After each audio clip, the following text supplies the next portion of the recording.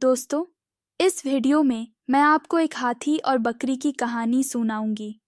एक जंगल में एक हाथी और एक बकरी रहते थे। दोनों बहुत पक्के दोस्त थे।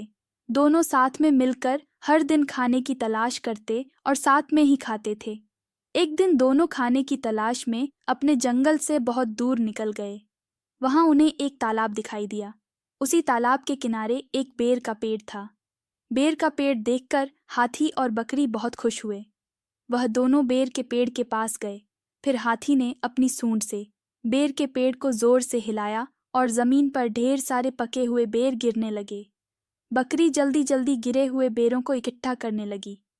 संयोगवश उसी बेर के पेड़ पर एक चिड़िया का घोंसला भी था, जिसमें चिड़िया का एक बच्चा सो रहा था और चिड़िया दाने की खोज में कहीं गई हुई थी। बेर का पेड़ जोर से हिलाने के कारण चिड़िया का बच्चा घोंसले से बाहर तालाब में गिर पड़ा और डूबने लगा।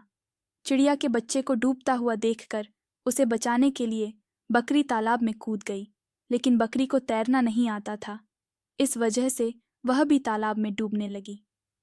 बकरी को डूबता हुआ देखकर हाथी भी तालाब में कूद गया और उसने चिड़िया के बच्चे और बकरी दोनों को डूबने से बचा लिया। इतने में चिड़िया भी वहां पर आ गई थी और वह अपने बच्चे को सही सलामत देखकर बहुत खुश हुई। उसने हाथी और बकरी को इसी तालाब और बेर के पेड़ के पास रहने के लिए कहा। तब से हाथी और बकरी भी चिड़िया के साथ उस बेर के पेड़ के नीचे रहने लगे। कुछ ही दिनों में चिड़िया का बच्चा बड़ा हो गया। चिड़िया अपने बच्चे के साथ जंगल में घूम कर आती थी और हाथी और बकरी को जंगल में किस पेड़ पर फल लगे हैं इसकी जानकारी देती थी। इस तरह हाथी, बकरी और चिड़िया मज़े में रहते और खाते पीते थे।